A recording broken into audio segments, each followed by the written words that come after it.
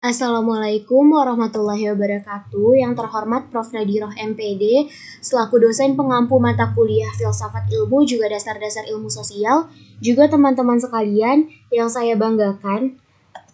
Hari ini saya akan mencoba untuk mengkampanyekan ontologi penelitian yang saya pilih. Tapi sebelum itu, izinkan saya untuk memperkenalkan diri. Saya Penny Pinandita dengan NIM 14016210006 dari PPKMA 2021 Universitas Negeri Jakarta. Ontologi penelitian yang saya pilih yaitu Active Learning berbasis digital.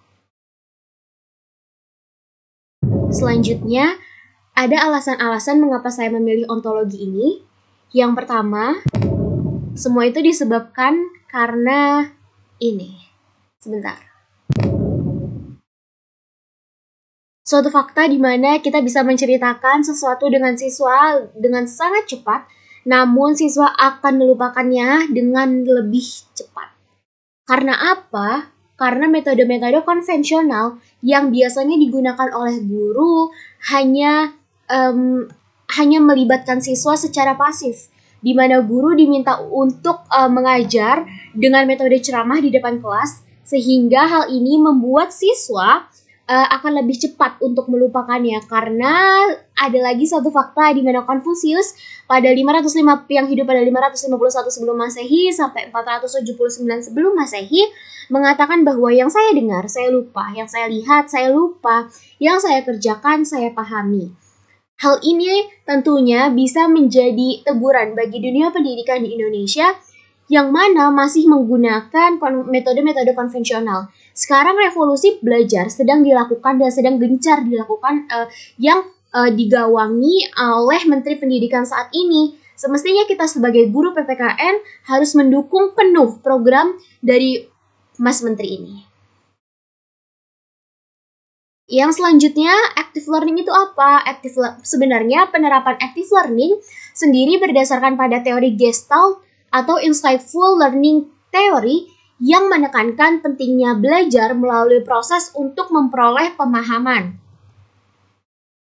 Metode active learning ini membantu siswa untuk terbiasa untuk menggunakan otak, mengkaji gagasan, memecahkan masalah, menerapkan apa yang telah dipelajari, memperkuat ingatan dengan memperdalam pembelajaran dengan cara menemukan cara menyelesaikan masalah itu sendiri. Jadi dengan metode active learning ini, peserta didik terbiasa untuk memecahkan masalahnya sendiri dan guru hanya sebagai fasilitator atau hanya sebagai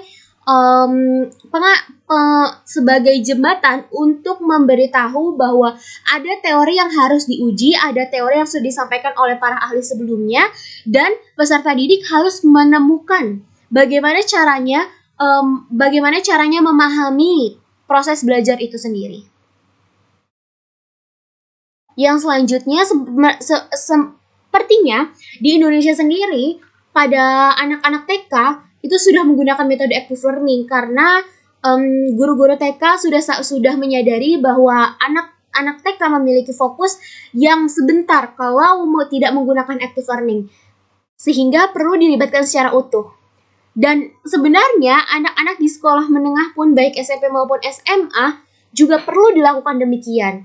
Tetapi banyak hal yang membuat active learning ini hanya sekali-sekali dilakukan dan kebanyakan menggunakan metode konvensional. Karena apa? Karena yang pertama katanya active learning butuh waktu lama. Yang kedua katanya active learning kebanyakan main. Yang ketiga, pelajar sekolah menengah atas materinya sangat padat. Sehingga bagaimana metode ini bisa dilakukan? Sebenarnya ketika kita bisa melakukan metode active learning dengan sangat baik dan membantu siswa untuk menemukan sendiri bagaimana cara memahaminya, metode active learning ini akan sangat efektif. Jauh lebih efektif dibandingkan dengan metode-metode konvensional karena siswa bisa menyelesaikan masalah, bisa mengaitkan dengan teorinya. Hal ini bisa membuat siswa belajar lebih banyak di waktu yang sama. Dan metode active learning tidak selamanya bermain, karena pada proses bermain itu siswa juga belajar, dan setelah proses itu dilakukan, guru membantu siswa untuk mencari intisari dari pembelajaran yang telah dilakukan. Ya, yang selanjutnya adalah gunakan metode ini untuk menghapus kecewa dengan hasil ingatan siswa. Ya, banyak sekali guru yang kecewa di mana ketika melakukan post test, maka banyak sekali yang dilupakan, padahal masih terjadi di hari itu juga. Hal ini tentunya harus menjadi bahan evaluasi bersama. Kita juga mengetahui bahwa fokus manusia memiliki batasan, di mana manusia hanya bisa menyerap 70% informasi di waktu 20 menit pertama, dan selanjutnya hanya bisa menyerap 20% informasi.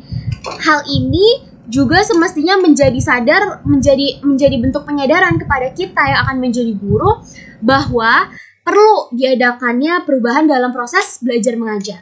Selanjutnya, mengapa model ini harus dilakukan? Yang pertama, dunia terus berkembang, sehingga kita harus terus bergerak cepat.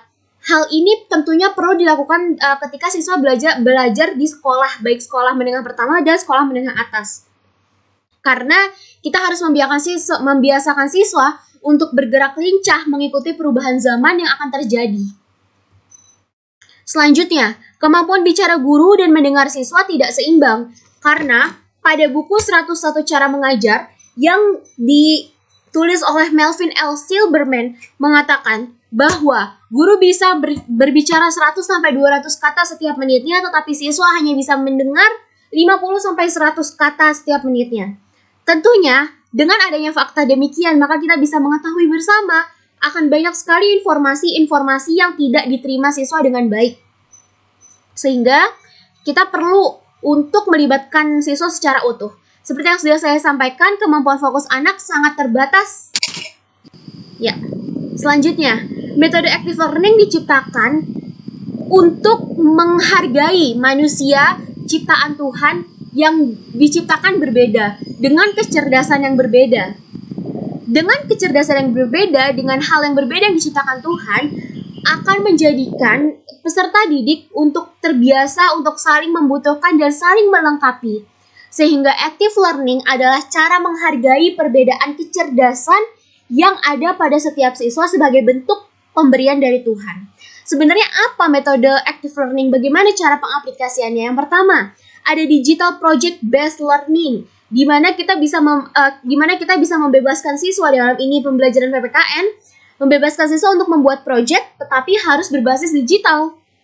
Selanjutnya, kita harus membiasakan siswa untuk mempublikasi karya, karena kita tahu sekarang era informasi juga digitalisasi, di mana publikasi karya ini sangat penting, karena kita tahu yang namanya jejak digital, dan tentunya dengan terbiasa membuat publikasi karya akan membuat si anak memiliki bekal untuk menghadapi di masa mendatang.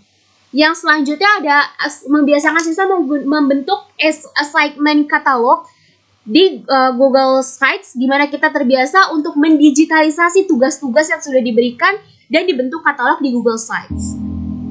Ya, yang selanjutnya adalah kita adalah seorang pengajar yang akan mengisi lembah pengetahuan. Bukan hanya ilmu yang kita sampaikan, tetapi juga nilai yang akan kita berikan sebagai bekal menghadapi kehidupan dan masa depan. Sekarang sudah saatnya lagi belajar bukan lagi dianggap sebagai hal yang membosankan. Perubahan cara belajar dan mengajar perlu segera dilakukan, dan active learning bisa menjadi jawaban atas segala persoalan dalam dunia pengajaran, juga dalam proses belajar dan mengajar. Saya Penny Pinandita, kurang lebihnya mohon maaf. Wassalamualaikum warahmatullahi wabarakatuh.